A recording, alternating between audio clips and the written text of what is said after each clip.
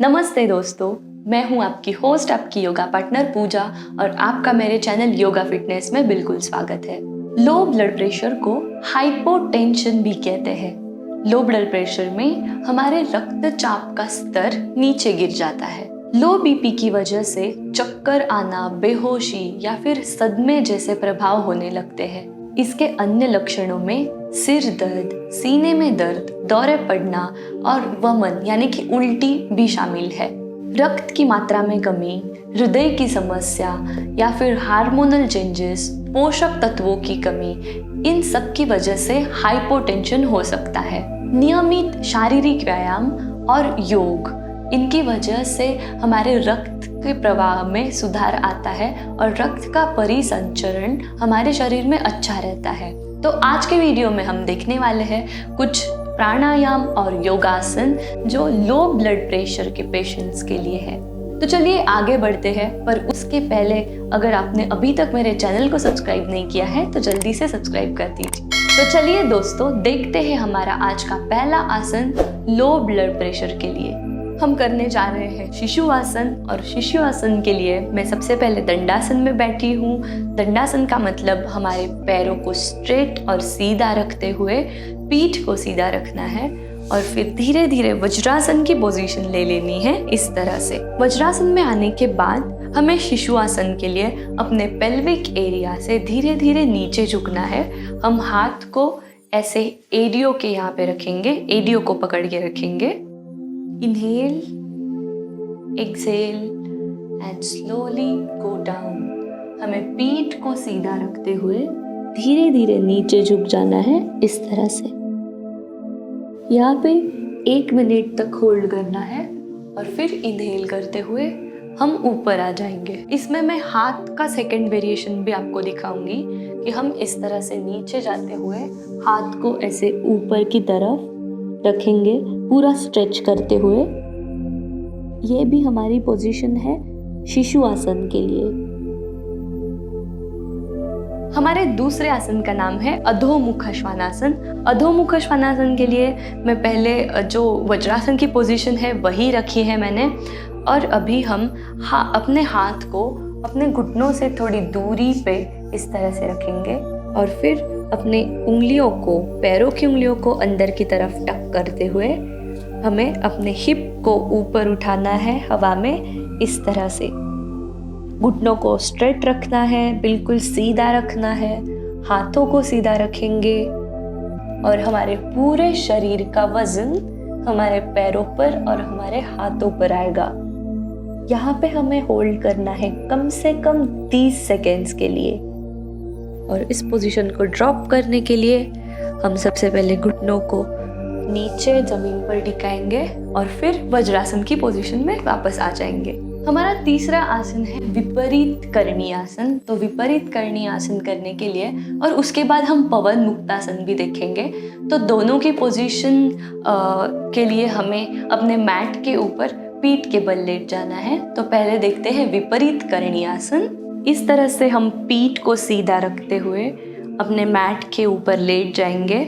अपने दोनों हथेलियों को इस तरह से ज़मीन की तरफ रखना है और फिर धीरे धीरे हम अपने पैर को घुटनों में से बेंड करेंगे और उसके बाद इनहेल करते हुए दोनों पैरों को हवा में उठाना है इस तरह से।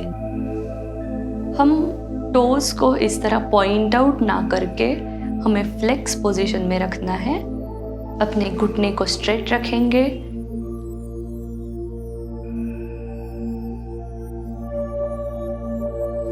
और ये है हमारी कंप्लीट विपरीत करणी आसन की पोजीशन। यहाँ पे 30 सेकेंड्स होल्ड करने के बाद हम धीरे धीरे पैर को बेंड करते हुए जमीन पे लेके आएंगे और हाथ को भी रिलैक्स करेंगे। एक बार फिर करते हैं विपरीत करणी आसन को। Inhale, lift your legs up. हमारे टोज इस तरह से फ्लेक्स पोजीशन में रहेंगे। हमें इस आसन को 30-30 सेकेंड्स में कम से कम 3 बार दोहराना है। हमारा नेक्स्ट आसन है पवन मुक्तासन। तो पवन मुक्तासन के लिए सेम हम हाथ को पहले तो नीचे रखेंगे ऐसे, और फिर पैर को बेंड करेंगे इस तरह से, और धीरे धीरे इनहेल करते हुए हम अपने पैर को चेस्ट के पास लेके आएंगे और फिर इसे इस तरह से हग करके हमारे पास खींचना है, और फिर गर्दन को उठाते हुए हम यहाँ पे प्रयास करेंगे अपने घुटनों को टच करने का। एटलीस्ट 20 सेकेंड्स होल्ड करने के बाद हम धीरे धीरे इस पोजीशन को ड्रॉप करेंगे। ये है पवन मुक्तासन। पवन मुक्तासन की वजह से हमारे शरीर से विषाक्त पदार्थ बाहर निकल जाते हैं, विजातीय वायु बाहर निकल जाते हैं, और हमें अगर कब्ज की समस्या है तो ये भी दूर हो जाती है। एक बार फिर से करेंगे Pawanmuktasana. Relax and release.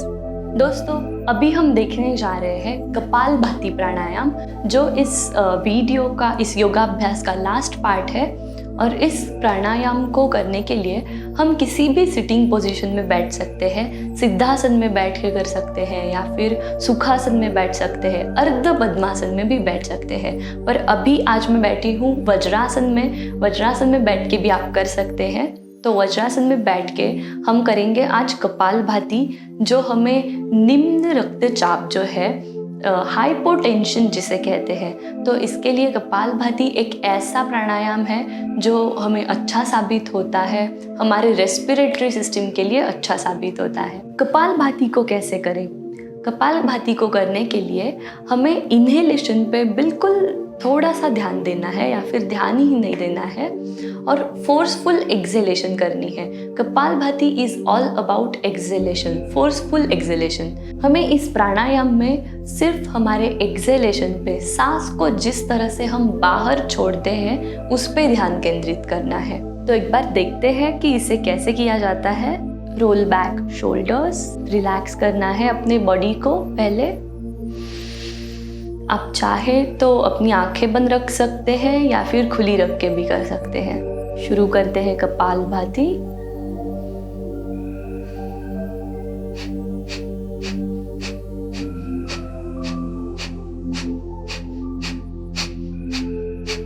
आपने एक नोटिस किया होगा कि जो एक्सहेलेशन है, जैसे मैं सांस को बाहर छोड़ रही हूँ उसमें थोड़ा जोर लगा रही हूँ, थोड़ा फोर्सफुल एक्सहेलेशन हो रहा है, बल्कि इनहेलेशन बिल्कुल स्लो और शॉर्ट टाइम के लिए है। कपालभाति करते समय हमारे पेट के यहाँ पे बेली में एक तरह का वाइब्रेशन प्रोड्यूस होता है, जिसकी वजह से हमारे बेली फैट भी खत्म हो जाते हैं। अगर हम इसे नियमित तौर पे करें तो हमें लो ब्लड प्रेशर के लिए तो फ़ायदा होगा ही होगा, पर हमें अपने वजन घटाने के लिए भी बहुत फ़ायदा हो सकता है। तो दोस्तों, ये था आज का वीडियो लो ब्लड प्रेशर के पेशेंट्स के लिए।